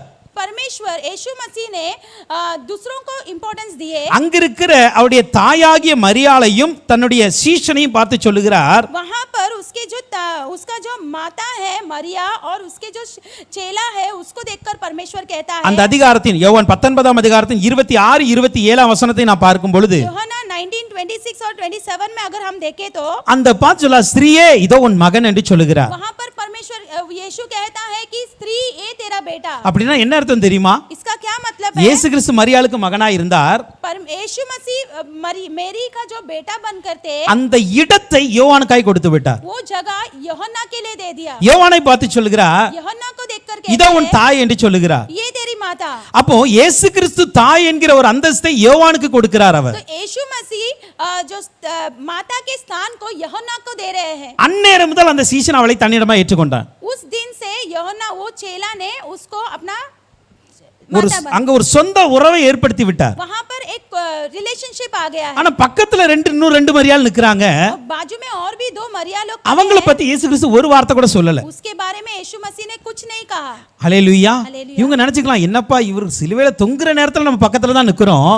तो ये सूली पर है तभी हम बाजू में ही है ऐसा ये लोग सोचे होंगे। ஆனா நம்மள குறித்து எதுவுமே சொல்லலையே. लेकिन हमारे बारे में कुछ नहीं कहा। மார்க் 15ஆம் அதிகாரத்தின் கடைசி வசனத்தை நம்ம பார்க்கும் பொழுது கூட मार्क 15 उसके लास्ट भाग में अगर हम देखें அவர்கள் அந்த கல்லறையை அவள் தாயாக மரியாளும் மகதலேனா மரியாளும் தான் பார்க்கறாங்க. तो उनके जो कब्र है उसको उन मरिया और जो मेरी मैगदलीन नहीं देखा है। மார்க் 15:47ஆம் வசனம் சொல்லுகிறது. मार्क 15:47 में देखे அப்ப இந்த மகதலேனா மரியாளை குறித்து பாருங்க.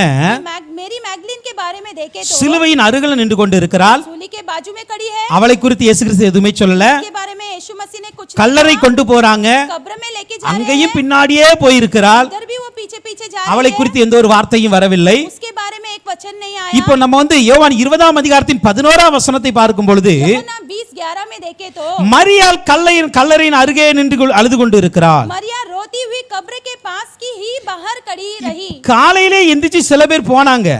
सुबह सुबह उठकर बहुत कोई लोग गए। ஆனா கல்லறை திறந்து இருக்கிறது இயேசு கிறிஸ்து இல்ல அப்படின உடனே वो कब्र खुला है और यीशु मसीह वहां नहीं है करके कहते हैं। எல்லாரும் பார்த்தாங்க, திருப்பி போயிட்டாங்க. सब लोग ने देखा और चले गए। பேதுரு யோவானும் கூட வந்தார்கள். पीटर और यूहन्ना भी आए थे। எல்லாரும் வந்தாங்க, ஆனா திரும்பி போயிட்டே இருக்காங்க. सब लोग आए और देखकर चले गए। ஆனால் இந்த மக்தலேனா மரியாள் மட்டும் என்ன பண்றானா, அந்த கல்லறை அருகே நின்று கொண்டு இருக்கிறா. ये मेरी मैगदलीन क्या करती है? वो कब्र के बाजू में खड़ी है। இவளுக்கு நம்ம நினைக்கிற எந்த ஒரு இம்பார்ட்டன்ஸ் இல்லாம இருக்கிறது, ஏன் இவ மட்டும் நின்று கொண்டே இருக்கிறாள்?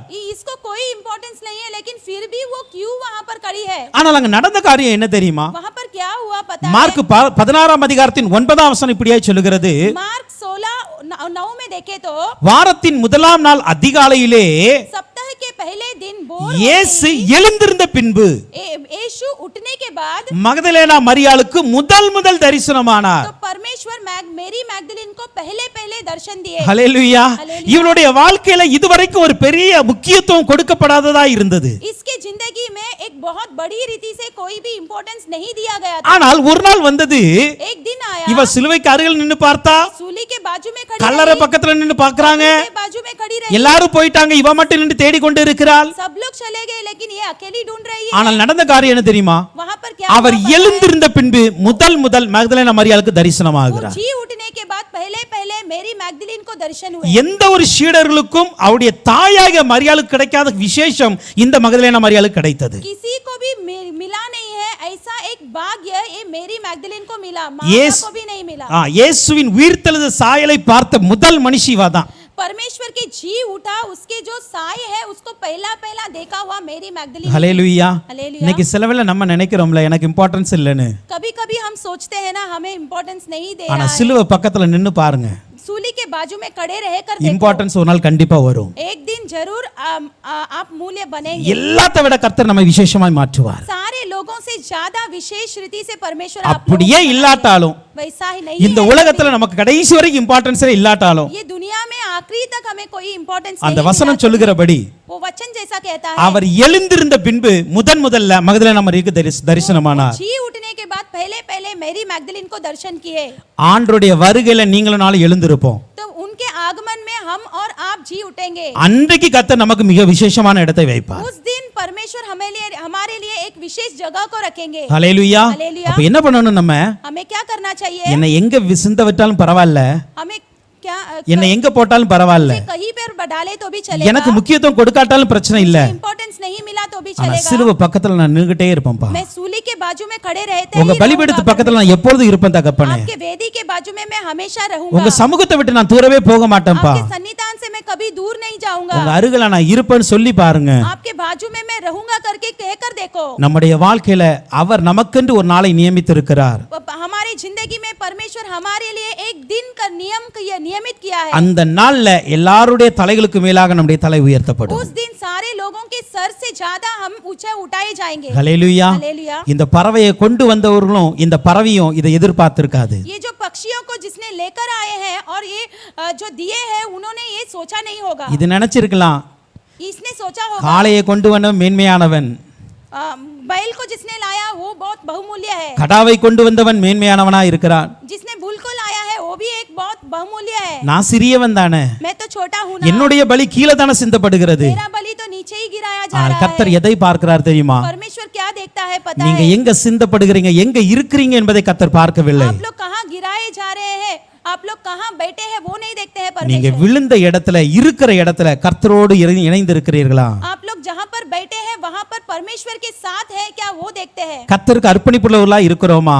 परमेश्वर के अर्पण बने हुए लोग हैं क्या அதைத்தான் கர்த்தர் எதிர்பார்க்கிறார் वही परमेश्वर देखते हैं ஹல்லேலூயா ஹல்லேலூயா। அப்ப நம்ம எங்க இந்த பலிபீடத்து பக்கத்துல சிந்தப்பட்டாலும் கூட हम जो वेदी के बाजू में भी गिराए गए तो भी இதற்கும் ஒரு மேன்மை இருக்கிறது என்பதை நாம் புரிந்து கொள்ள வேண்டும் इसके लिए भी एक बढ़ोतरी है करके हमें जानना जरूरी है ஹல்லேலூயா ஹல்லேலூயா। சோ நம்முடைய வாழ்க்கை கூட சில வேளையில நமக்கு மேன்மையே கிடைக்கலன்னு நினைக்காதீங்க हमारी जिंदगी में भी हमें कुछ मेमना नहीं मिल रहा है करके मत सोचो மனிதர்கள் நம்மை மேன்மைப்படுத்த மறந்தாலும் நம்முடைய தேவன் மறக்க மாட்டார் लोग अगर हमें सोचने के लिए भूल गए तो भी परमेश्वर हमें सोचते हैं நிச்சயமா அவரை உயர்த்துவார் निश्चय रीति से परमेश्वर ऊंचे ஆனா उठाएंगे நீங்க எங்க இருக்கணும் தெரியுமா लेकिन आप लोगों को कहाँ रहना चाहिए பலிபீடத்து पता அருகில है? இருக்கணும் वेदी के बाजू में रहना சிலுவை चाहिए பக்கத்துல இருந்துகிட்டே இருங்க सूली के बाजू में बैठे रहो என்னுடைய வாழ்க்கை சிலுவையின் அருகிலே இருக்க வேண்டும் मेरे जिंदगी सूली के बाजू में रहना चाहिए அந்த நினைப்போடு நாம் இருப்போம் ये सोच के साथ हम கர்த்தர் रहेंगे நிச்சயமாக ஒரு மேன்மையை கொடுப்பார் परमेश्वर निश्चय रीति से आप लोगों को उठाएंगे மூன்றாவதுக்கு என்ன சொல்லப்படுகிறது तीसरा क्या कहा जा रहा है லேவியராகமம் 1ஆம் அதிகாரத்தின் 16ஆம் வசனத்தை தியானிக்கும் பொழுது लेवी 1:16 में अगर हम देखें तो இங்கு சொல்லப்பட்டிருக்கிறது அதன் இறைப்பையை அதன் மலத்தோடு கூட எடுத்து பலிபீடத்துக்கு கீழ்ப்புறமாக சாம்பல் இருக்கிற இடத்துல போட வேண்டும் यहाँ पर कहा गया है कि उसका ओजर मल सहित निकाल कर वेदी की पूरब की ओर और राख डालने के स्थान पर फेंक दे இங்கு சொல்லப்பட்டிருக்கிறது இறைப்பையை எடுத்து எரிய வேண்டும் इसको यहाँ पर कहा गया है कि ओजर को निकाल कर जला दो இதை ஏன் எரிய வேண்டும் ये क्यों जलना இத चाहिए சொல்றாரு இதை எடுத்து நீ வந்து சாம்பல் இருக்கிற இடத்துல போட்டுருங்க यहाँ पर कहा गया है जो राख जहाँ है पर है वहाँ पर फेंक दो அங்க சொல்லப்பட்டிருக்கிறது கீழ்ப்புறத்தில் जो निचले भाग में ஹல்லேலூயா ஹல்லேலூயா। கீழ்ப்புறம் என்று சொல்லப்படும் கிழக்கு திசையில नीचे के स्थान में करके कहा है கிழக்கு ஈஸ்ட் ईस्ट के साइड में ஹல்லேலூயா ஹல்லேலூயா। இங்க நம்ம பார்த்தோம் அப்படின்னா यहाँ पर अगर हम देखें तो அங்க இறைப்பை என்றால் என்னது ओझा मतलब क्या है என்ன என்னது நம்முடைய இறை இருக்கிற இடம் हमारे जो खाना रहता है वो जगह है ஆனா இந்த இறை இருக்கிற இடத்துல சில வேளை அசுத்தமும் இருக்கிறது ये जो खाना रहता है वो जगह पर कभी कभी अशुद्ध चीज भी होता है ஹல்லேலூயா ஹல்லேலூயா। இது எப்படி வந்தது ये कैसा आया இந்த இறைப்பைய மற்ற பலிகளை நீங்க பார்க்கும் பொழுது ये जो ओझा है दूसरे बलि को अगर हम देखें இந்த तो இறைப்பை ஆசாருடைய கையில் கொடுக்கப்படுகிறது ये ओझा ये जो याजक के हाथ में दिया அவர் जाता அதை है எடுத்துக்கொள்ளலாம் वो उनका ले सकते हैं ஆனா இந்த சர்வாங்க தகன பலியில होम बलि में இந்த இறைப்பையை எடுத்து சாம்பல் இருக்கிற இடத்துல போட ये வேண்டும் ओझा को उठाकर जो राख है वो जगह पर फेंकना है ஹல்லேலூயா ஹல்லேலூயா। இப்ப ஏன் அப்படின்னா क्यों இறை இருக்கிற வேண்டிய இடத்துல கூட அசுத்தமும் இருக்கிறது जो खाना रहता है वो जगह पर अशुद्ध भी होता है இன்னைக்கு இறை என்பது என்ன தேவனுடைய வசனம் நமக்கு ஒரு உணவா இருக்கிறது जो खाना मतलब क्या है परमेश्वर के वचन वो हमारे लिए खाना बनकर रहा है இப்ப இந்த வசனத்தை கர்த்தர் எங்க வைக்கிறார் நம்முடைய இருதயத்துல வைக்கிறார் ये वचन को परमेश्वर कहाँ रखता है हमारे हृदय में रखता है அப்ப இருதயத்துல வசனம் இருக்க வேண்டிய இடம் தான் तो वचन रहता है ஆனா वो जगह ஆனா पर சில வேளை நம்முடைய இருதயம் கேடுந்திருக்குமா இருக்கு. कभी कभी हमारे हृदय गंदा भी होता है, இருதயத்திலிருந்து அசுத்தங்கள் புறப்பட ஆரம்பிக்கிறது. हृदय के अंदर से अशुद्ध निकल அப்ப जाता है। கர்த்தர் என்ன சொல்றாருன்னா, परमेश्वर क्या कहते हैं, என்னுடைய இருதயம், என்னுடைய வசனம் இருக்க வேண்டிய இருதயத்துல मेरे जो वचन रहने वाला वो स्थल पर இன்னைக்கு हृदय में அசுத்தங்கள் இருக்கிறது, आज अशुद्ध चीज है, தேவையில்லாத காரியங்கள் இருக்கிறது. जो ना चाहे वैसा चीज है। அப்ப இதை என்ன பண்ண முடியாது, ஆசாரியன் பயன்படுத்த முடியாது. तो इसे क्या कर सकते हैं, याजक इस्तेमाल नहीं कर இது सकते। சாம்பல் இருக்கிற இடத்துல தான் போடப்பட வேண்டும். इस जो राख है वो जगह पे ही फेंक सकते हैं। ஏங்க அந்த கிழக்கு திசையில போட வேண்டும் பார்க்கறவங்க, ईस्ट भाग में हमें फेंकना चाहिए। இந்த கிழக்கு திசை அப்படின்னு பார்த்தோம் அப்படின்னா ஏசாயா 41ஆம் அதிகாரத்தின் 25ஆம் வசனத்துல ईस्ट साइड अगर हम देखें तो एसाया 41:25 41:25 में देखें அங்க तो பார்த்தோம் அப்படின்னா उधर देखें तो அங்கு சூரியோதய திசையிலிருந்து என் நாமத்தை தொழுது கொள்ளுவான்.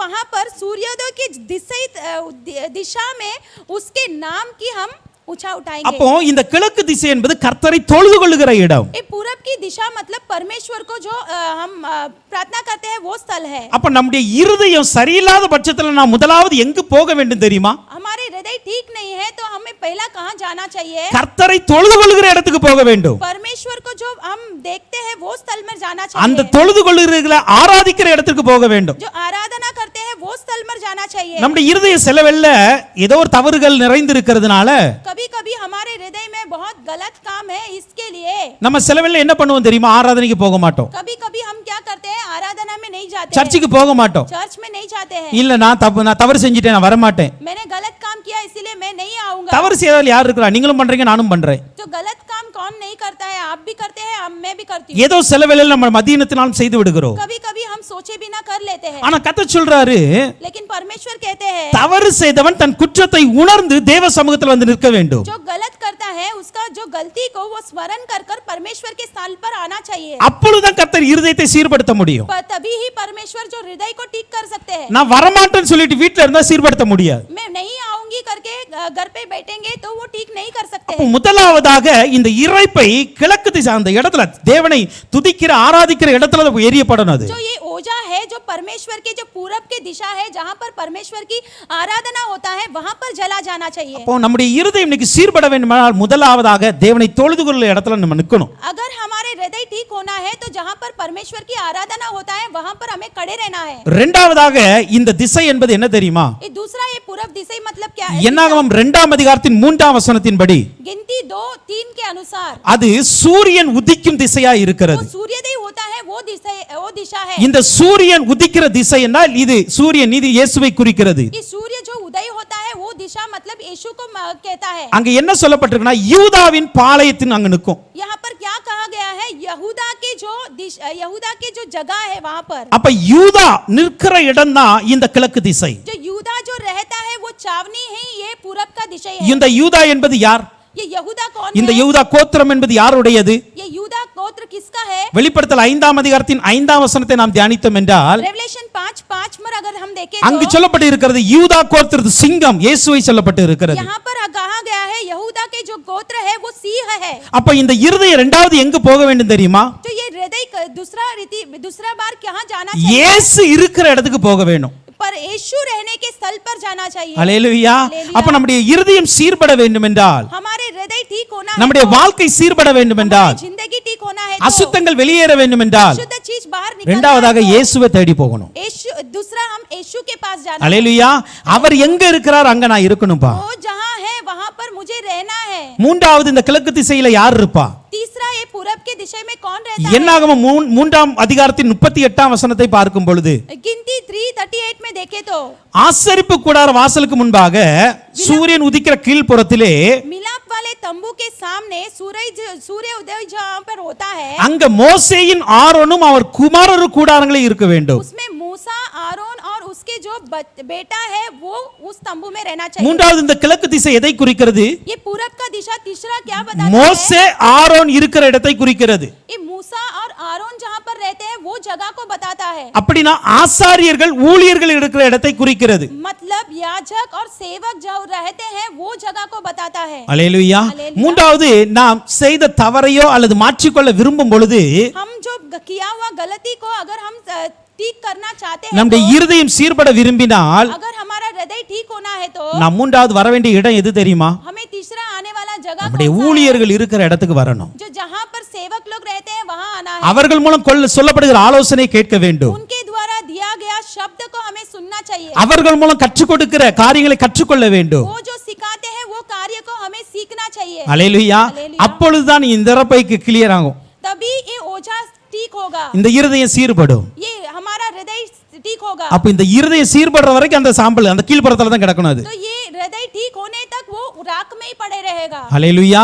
கர்த்தரை தொழுது கொள்ள வர வேண்டும். तो परमेश्वर को आराधना करने के लिए இயேசுவை தேடி கண்டுபிடிக்க வேண்டும். यीशु को ढूंढ कर आना चाहिए। மூன்றாவது ஊழியர்களுடைய அண்டை போய் அவருடைய ஆலோசனை கேட்க வேண்டும். सेवक के पास आकर उनका जो शब्द है सुनना चाहिए। அல்லேலூயா. அடுத்து அங்க பாருங்க, சாம்பல் கொட்டுகிற இடம் என்று சொல்லப்பட்டு இருக்கிறது. राख रहने वाली स्थल करके हम देखते हैं। இந்த சாம்பல் கொட்டுகிற இடம் என்ன அப்படின்னு பார்த்தோம் அப்படின்னா, राख रहने वाली स्थल क्या ஆல்ரெடி है? நான் கடந்த வாரத்தில் நாம் தியானித்திருந்தோம். पहले हफ्ते हमने देखा है முழுவதுமாய் எரிக்கப்பட்டவர்கள் இருக்கிற இடம். पूरे रीति से जलकर राख होना। அப்போ நல்ல விசுவாசத்தில் இருக்கிறவர்களை அண்டி செல்ல வேண்டும். अच्छे विश्वास के रीति में रहने वाले लोग वहां पर रहना चाहिए। 2 தீமோத்தேயு 2ஆம் அதிகாரத்தின் 22ஆம் வசனத்தை பார்க்கும் பொழுது, 2 तीमोथी 2:22 अगर हम देखेंगे तो சுத்த இருதயத்தோட கர்த்தரை தொழுது கொள்ளுகிறவர்களுடனே நீதியும் விசுவாசத்தையும் அன்பையும் சமாதானத்தையும் அடையும்படி நாடு. हमें क्या करना चाहिए? शुद्ध हृदय से हमें क्या करना चाहिए? परमेश्वर की आराधना करने के लिए धर्म और विश्वास और प्रेम को हमें क्या करना चाहिए? पीछा करना चाहिए। மூன்றாவது ஒரு கூட்டத்தோடு நம்ம இணைந்து கொள்ள வேண்டும். तीसरा एक लोगों के साथ हमें मिलना चाहिए। யாரோடு இணைந்து கொள்ள வேண்டும் என்றால், किसके साथ रहना चाहिए? சுத்த இருதயத்தோட தேவனை தொழுது கொள்ளுகிறவர்களோடு. जो शुद्ध हृदय से जो परमेश्वर की आराधना करते हैं, அப்பதான் நம்முடைய இருதயத்தில் இருக்கிற அசுத்தத்தை தூர போக முடியும். तभी तो हमारे हृदय में जो अशुद्ध कार्य है वो जा सकता है। ஹல்லேலூயா. அப்ப நம்முடைய இருதயம் சுத்திகரிக்கப்பட்டு தேவனுக்கு முன்பாக வர வேண்டும் என்றால், तो हमारे हृदय शुद्धिकरण होकर परमेश्वर के पास आना है। தேவனை तो தொழுது கொள்ளுகிற இடத்துக்கு வரணும்.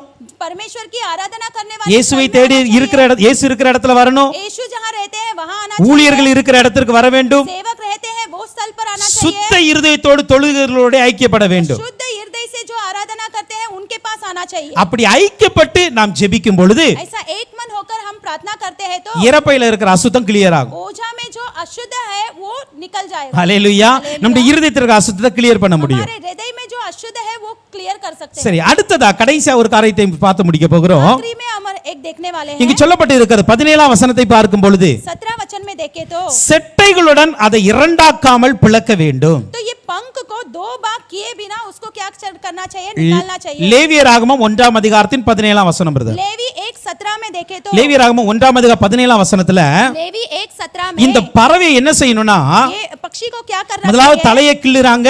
पहले उसका गले को मरोड़ना அந்த है। ரத்தத்தை பலிபீடத்து பக்கத்துல விட வேண்டும். वो लहू को वेदी के बाजू में फेंक देने का। மூன்றாவது அதில் இருக்கிற இறைப்பையை சாம்பல் இருக்கிற இடத்துல போட வேண்டும். उसका जो ओझा को जो राख रहता है वो जगह पर फेंकना है। நான்காவதாக चौथा, அதனுடைய செட்டையை இரண்டாக்காமல் பிளக்க வேண்டும். उसके जो पंख को फाड़े बिना अलग करना चाहिए। இப்போ செட்டை என்பது என்ன நமக்கு தெரியும். ये पंख मतलब क्या है हम जानते हैं। இந்த செட்டை எழும்புகிறதற்கும் பறப்பதற்கும் அடையாளமா இருக்கிறது. ये पंख जो है ये उड़ने का और उठने का एक एग्जाम्पल है। ஏசாயா 40ஆம் அதிகாரத்தின் 31ஆம் வசனத்தின்படி, एसाया 40:31 में கர்த்தருக்கு காத்திருக்கிறவர்கள் எழும்புவார்கள், जो परमेश्वर के लिए बाग जोड़ते हैं वो उठते हैं। செட்டைகளை அடித்து எழும்புவார்கள் சொல்லப்பட்டு இருக்கிறது. पंख उठाकर उठते हैं। அதே போல எரேமியா 48ஆம் அதிகாரத்தின் 9ஆம் வசனத்தின்படி, एरेमिया 48:9 में செட்டைகளை கொடுங்கள் அது பறந்து போகட்டும். पंख दीजिए वो उड़कर जाने दो। அப்ப இந்த செட்டை என்பது என்ன அப்படின்னா, ये पंख मतलब क्या है? ஒரு மனிதன் கர்த்தருக்காக எழும்புவதையும் एक इंसान परमेश्वर के उठने के लिए கர்த்தருக்காக பறக்கிறதையும் குறிக்கிறது. இது परमेश्वर के लिए उड़ना ये बताता है। எழும்பவும் வேண்டும், பறக்கையும் செய்யணும். उठना भी चाहिए उड़ना भी चाहिए। ஆனா அதே வேளையில उसी समय அங்க पर ஒரு கட்டளை கொடுக்கப்பட்டு இருக்கிறது. वहाँ पे एक आज्ञा दिया गया அந்த है। பட்சி அந்த பறவையை என்ன பண்ணக்கூடாது, ரெண்டாக்க கூடாது. वो पक्षी को क्या करना चाहिए? फाड़े बिना रहना क्या? அதை பிளக்கணும். அதை லைட்டா கீறணும். ஆனா அதை என்ன பண்ணா ரெண்டாக்கிற கூடாது. उसे कट करना चाहिए लेकिन उसको अलग नहीं करना है। இது என்ன இதுல இருந்து என்ன கற்றுக்கொள்ள விரும்புறோம்னா, यहाँ से हम क्या सीखते हैं? நாம் தேவனுக்காக மாத்திரம் எழும்ப வேண்டும். हम परमेश्वर के लिए ही उठना है। தேவனுக்காக மாத்திரம் பறக்க வேண்டும். सिर्फ परमेश्वर के लिए उड़ना है। ஏன்னா ரெண்டு எஜமானுக்கு நம்ம ஊழியம் செய்ய முடியாது. क्योंकि 2 यजमान के लिए हम काम नहीं कर सकते மத்தேயு हैं। 6ஆம் அதிகாரத்தின் 24ஆம் வசனம் அப்படிதான் சொல்லுகிறது. मत्ती 6:24 यही कहता है। நீங்க ரெண்டு எஜமானுக்கு ஊழியம் செய்ய முடியாது. आप लोग 2 यजमान के लिए हम काम नहीं कर सकते। தேவனுக்கும் உலக பொருளுக்கும் ஊழியம் செய்ய கூடாது. परमेश्वर और दुनिया के लोगों के लिए काम नहीं करना இன்னைக்கு चाहिए। अनेक வேளை நாம் அப்படிதான் செய்து கொண்டு இருக்கிறோம். हमने अनेक समय में हम यही करते हैं। உலகத்துக்கு கொஞ்சம் ஊழியம் செய்யறோம், தேவனுக்கு கொஞ்சம் ஊழியம் செய்யறோம். दुनिया के लिए भी सेवा करते हैं सेवा ஆனால் करते இந்த हैं। சர்வாங்க தகனபலிக்கு வருகிற இந்த பறவைகளை என்ன செய்யணும்னா ये होम बलि जो दिया गया है, ये पक्षी को क्या करना चाहिए? செட்டைகள் இருக்கத்தான் செய்கிறது, इसके पास पंख है, ஆனா அதை பிரிக்க கூடாது, उसे फाड़ना नहीं அதை चाहिए, ரெண்டாக்க கூடாது, उसे दो नहीं करना ரெண்டு चाहिए, வாழ்க்கை வாழக்கூடாது, दो जिंदगी नहीं जीना ஒரே चाहिए, வாழ்க்கை ஆண்டவருக்காய் வாழ வேண்டும். एक ही जिंदगी परमेश्वर के लिए जीना யாக்கோபு चाहिए। 4 அதிகாரத்தின் 4 வசனத்தின்படி जेम्स 4:4 में உலக சிநேகம் கர்த்தருக்கு விரோதம் பகையாய் இருக்கிறது. दुनिया की जो स्नेह है, जो परमेश्वर के विरोध वाला एक गलत है। உலகத்திற்கு சிநேகாய் இருக்க விரும்புகிறவன் தேவனுக்கு பகைஞனா இருக்கிறார். जो लोगों के लिए स्नेह बनकर, अगर दुनियादारी के लिए स्नेह बनकर रहने वाला, वो परमेश्वर की विरोधी है। ஹல்லேலூயா. அப்ப ரெண்டு பேருக்கு நம்மளால ஒரே சிநேகத்தை கொடுக்க முடியாது. दो जन को हम एक ही स्नेह नहीं दे सकते हैं। ஒன்னு ஆண்டவருக்கு கொடுக்கணும், இல்ல உலகத்துக்கு தான் கொடுக்கணும். एक परमेश्वर को देना चाहिए, नहीं तो लोगों दुनिया को देना चाहिए। இன்னைக்கு யாருக்கு நம்ம கொடுக்க போகிறோம்? आज किसको देने वाले? ஆண்டவருக்காய் வாழ கற்றுக்கொள்ள வேண்டும். परमेश्वर के लिए जीना அதனால தான் சொல்லப்படுது, चाहिए। செட்டையே இருக்கட்டும், इसीलिए कहते हैं पंख रहने दो। இந்த பிளக்கப்பட்ட அனுபவம் என்பது கர்த்தருக்காய் பிரிக்கப்பட்ட ஒரு அனுபவமா ये இருக்கிறது. फाड़े जाने वाला अनुभव मतलब परमेश्वर के लिए अलग किया गया ஹல்லேலூயா. हालेलुया। கண்மலையின் நடுவுல மோசேயை வைத்தார்ல, जो चट्टान के बीच में मूसा को रखा ना, அப்படிதான் நம்மையும் ஆண்டருக்காய் வைத்திருக்கிறார் ऐसा ஆண்டவர். ही हमें भी परमेश्वर के लिए रखे हैं। எனக்கு தான் ரெண்டு சட்டை இருக்குன்னு உலகத்துக்கும் ஆண்டருக்கும் பறக்க கூடாது. हमारे पास दो पंख है करके दुनिया के लिए और परमेश्वर के लिए उड़ना नहीं चाहिए। ஹல்லேலூயா. हालेलुया। ஆண்டருக்காய் மாத்திர வாழ கற்றுக்கொள்ள வேண்டும். सिर्फ परमेश्वर के लिए जीना सीखना चाहिए। ஓகே, இந்த 4 காரியங்களை நாம் கற்றிருக்கிறோம். ये 4 चीज हमने सीखा है। ஒன்று, அந்த என்ன பண்றது, ஆண்டவருக்காய் தலையை கிள்ளி எறிதலை பார்த்திருக்கிறோம். परमेश्वर के लिए गला मरोड़ना करके हमने देखा। அது ஆண்டவர் என்ற இழுக்கப்படுகிறதற்கும் பிடுங்கப்படுவதற்கும் பிரித்ததுக்காக இதா இருக்கிறது. परमेश्वर के लिए खींचा जाने का अनुभव है, उखाड़ने का अनुभव है। இரண்டாவது, இரத்தத்தை பலிபடுத்தி பக்கத்துல சிந்தப்பட வேண்டும். जो लहू है उसको वेदी के बाजू में गिराना चाहिए। இது நம்முடைய வாழ்க்கையில் கர்த்தருக்கு நமக்கு முக்கியத்துவம் கொடுக்காவிட்டாலும் கர்த்தரை சார்ந்து இருப்பது அனுபவம். जो हमारी जिंदगी में इंपॉर्टेंस नहीं मिला तो भी परमेश्वर के साथ रहने का अनुभव है। மூன்றாவது, இறப்பையை கீழ்ப்புறத்துல சாம்பல் இருக்கிற இடத்துல எரிய जो வேண்டும். ओझा को जो राख है वहां पर फेंकना चाहिए। அது தேவனண்டையும் தேவ ஊழியர்கள் அண்டையும் தேவ பிள்ளைகள் அண்டையும் இணைந்திருக்கிற जो அனுபவம். सेवकों, याजक और परमेश्वर के बच्चों के साथ मिलजुल कर रहने का अनुभव है। நான்காவது, செட்டைகளுடன் இரண்டாக்காமல் பிளக்க வேண்டும். जो चौथा, जो पंखों को फाड़े बिना रहने का एक अनुभव है। இது கர்த்தருக்குமாக மாத்திர எழும்போதும் கர்த்தருக்காக மாத்திர வாழ்கிற அனுபவமா இருக்கிறது. परमेश्वर के लिए, सिर्फ परमेश्वर के लिए रहना और परमेश्वर के लिए जीने का இப்படி अनुभव है। ஒப்பு கொடுக்கிற ஒரு பலி, ऐसा अर्पण करने वाला एक நான் बलि, சொன்னேன், அந்த காளையும் கடாக்களும் பெரிய மனிதர்கள் கொண்டு வருவாங்க. ये बुल और बैल को जो बड़े लोग लेकर आते हैं, சமுதாயத்துல உயர்ந்தவர்கள் கொண்டு வருவாங்க. जो सोसाइटी में जो ऊंचे स्थल में है वो लेकर आते हैं। ஆனால் இந்த புறா, இந்த காட்டு புறாலாம் ஒரு சாதாரண மனிதர்கள் கொண்டு வர்றாங்க. ये पंडुको और जो ये है पिजन है उसको साधारण लोग लेकर आते ஆனா हैं। என்ன தெரியுமா, लेकिन क्या है, அந்த பலி கர்த்தருக்கு சுகந்த வாசனையாய் மாறுவது போல वो बलि परमेश्वर के सुगंध वास बनकर रहता है, இந்த वैसा பலியும் கர்த்தருக்கு சுகந்த வாசனையாய் மாறுகிறது. ये बलि भी परमेश्वर के लिए एक सुगंध स्मेल बनकर रहता है। சோ இன்றைக்கு நாமும் கூட எப்படிப்பட்ட பலியா இருந்தாலும் சரி, हम भी अगर कैसा भी बलि होने दो, ஆனால் கர்த்தருக்கு சுகந்த வாசனையான ஒரு வாழ்க்கை வாழ வேண்டும். परमेश्वर के लिए एक सुगंध जिंदगी हमें जीना है। அதற்கு நாம் செய்ய வேண்டியது என்ன தெரியுமா, उसके लिए हमें क्या करना है, நம்முடைய வாழ்க்கை சர்வாங்க தகன பலியாய் ஒப்பு கொடுக்க வேண்டும். हमारे जिंदगी को एक होम बलि के रीति में हमें देना चाहिए। அப்படி ஒப்பு கொடுப்போம், ऐसा अर्पण करेंगे, கர்த்தர் பெரிய காரியங்களை செய்வாராக. परमेश्वर बड़े काम करेंगे। ஒரு விஷயம், நாம் கண்களை மூடி ஜெபிக்க போகிறோம். आंखें बंद कर कर प्रार्थना करने वाले हैं। உமக்காகதானே உயிர் வாழ்கிறே, உம்மை தானே நேசிக்கிறே, உமக்காகதானே உயிர் வாழ்கிறே, உம்மை தானே நேசிக்கிறே, வாழ்ந்தாலும் உம்மோடுதான், மரித்தாலும் உம்மோடுதான், நான் வாழ்ந்தாலும் இயேசுவுக்காய், மரித்தாலும் இயேசுவுக்காய்.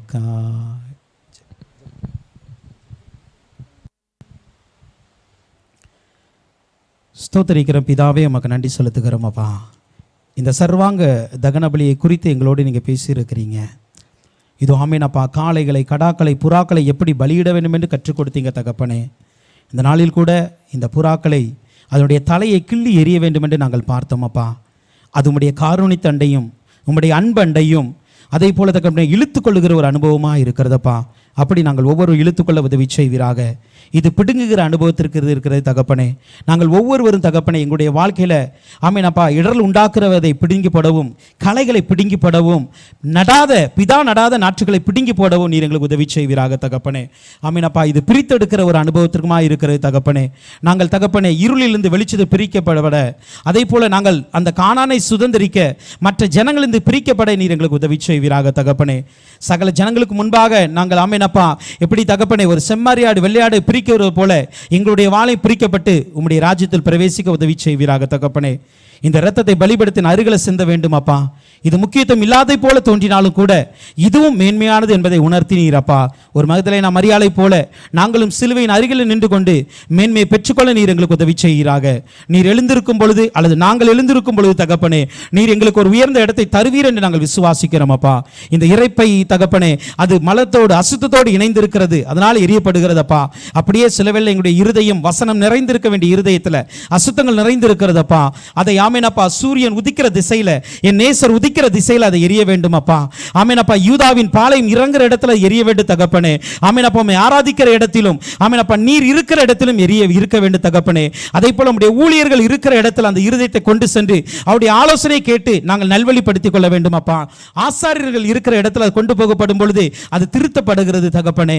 அதே போல தகப்பனே சுத்த இருதயத்துடன் கர்த்தரை தொழுகைகளுடனே அந்த இருதயம் இணைக்கப்பட வேண்டும் அப்பா. அப்படியே எங்களோடு கூட நல்ல ஆராதிக்கிற உண்மையாய் ஆராதிக்கிற ஜனங்களோடு இணைந்து நாங்கள் எங்கள் வாழ்க்கை சீர்படுத்த நீர் உதவி செய்வீராக தகப்பனே. இதோ ஆமெனப்பா ஸ்தோத்திரிக்கிறோம். கர்த்தருக்காய் எரிந்து சாம்பலாக்கப்பட்டவர்கள் அநேகர் இருக்கிறாங்கப்பா. அவர்களோடு எங்கள் வாழ்க்கை இணையட்டும் தகப்பனே. இது செட்டைகளோடு இரண்டாக்காமல் பிளக்க வேண்டும் அப்பா. நாங்கள் எழும்பினாலும் நாங்கள் பறந்தாலும் உலகத்திற்காய் அல்ல உமக்காய் மாத்திரம் இழுக்க உதவி செய்வீராக. அப்படிப்பட்ட ஒரு வாழ்க்கை நீர் எங்களுக்கு கொடுக்கும்படி நாங்கள் ஜெபிக்கிறோம் தகப்பने। हाँ परमेश्वर इस दिन में परमेश्वर ओम बलि के बारे में सिखाया परमेश्वर, और पक्षी को कैसा बलिदान देने का करके आप सिखाया परमेश्वर, वैसे ही परमेश्वर हम भी आप परमेश्वर आपने आपके ओर खींचना परमेश्वर। हमारे जीवन में जो कुछ ना पसंद है वो हटा दो परमेश्वर, आपको ना प्रिय काम को हटा दो परमेश्वर। हमें ना पास हाँ परमेश्वर, और भी परमेश्वर हम एक नम्रता के साथ रहेगा तो जरूर आप ऊंचा करेंगे करके आप सिखाया परमेश्वर। हमारे हृदय को परमेश्वर वचन भरना चाहिए, उसमें अशुद्धता नहीं होना चाहिए परमेश्वर। इसलिए परमेश्वर हम कलीसिया में आना चाहिए परमेश्वर। हम परमेश्वर आपके ओर हम आना चाहिए, और परमेश्वर हमारा पासमान के पास परमेश्वर आकर हम अगुवाई लेना चाहिए परमेश्वर। हम परमेश्वर अच्छे मन के साथ परमेश्वर को आराधना करने वाले लोग के साथ हम रहना चाहिए परमेश्वर। हम परमेश्वर ये परमेश्वर और भी परमेश्वर ये विंग्स को परमेश्वर हम परमेश्वर आपके लिए जीने के लिए अनुसार आप सिखाए परमेश्वर। हम परमेश्वर हम दुनिया के लिए अभी तक जिया रहेगा परमेश्वर, लेकिन आज आप सिखाए परमेश्वर ये दुनिया के लिए हम जिया तो परमेश्वर को प्रिय नहीं कर सकते। वैसा परमेश्वर हम आपके लिए उठने के लिए, आपके लिए परमेश्वर चलने के लिए, जीने के लिए आप मदद कर दो परमेश्वर। ऐसा करने वाला आपको धन्यवाद है। हम நாள்ல கூட தகப்பனே இந்த வசனத்தை எங்களோடு கற்றுக் கொடுத்தீங்க, அதற்காக உமக்கு நன்றி। இதை கேட்க போகிற ஒவ்வொருக்கும் இந்த வசனம் பிரயோஜனமுள்ளதாய் மாற்றி கொடுப்பீராக। அப்படி செய்வதற்காக உமக்கு நன்றி। இந்த நாள்ல கூட தகப்பனே ஆமெனப்பா டிரான்ஸ்லேட் பண்ண சகோதரி கூட ஆசீர்வதிப்பீராக, இன்னும் கிருபைகளை பெருகச் செய்வீராக। எங்கள் பாஸ்டரையாவை கூட பலப்படுத்துங்க தகப்பனே, தொடர்ந்து அவர்கள் மூலமாய் அநேக சத்தியங்கள் நான் கற்றுக்கொள்ள உதவி செய்வீராக। அவருடைய கால்களை பலப்படுத்தி திடப்படுத்தி ஆமெனப்பா ஸ்தோத்திரிக்கிறோம், அநேக லட்சங்களுக்கு முன்பாக ஆமெனப்பா சாட்சியை நிலை நிறுத்துவீராக। சபையார் ஒவ்வொருவரும் கர்த்தர் ஆசீர்வதிப்பீராக, தீங்குகளுக்கும் விக்கினங்களுக்கும் விலக்கி பாதுகாத்துக் கொள்வீராக தகப்பனே। நிறைய ஆசீர்வதியும் பலப்படுத்தும், உம்முடைய நாமத்தை மாத்திரம் உயர்த்தும், இயேசுவின் நாமத்தில் ஜெபிக்கிறோம் ஜீவனுள்ள நல்ல பிதாவே, ஆமென்।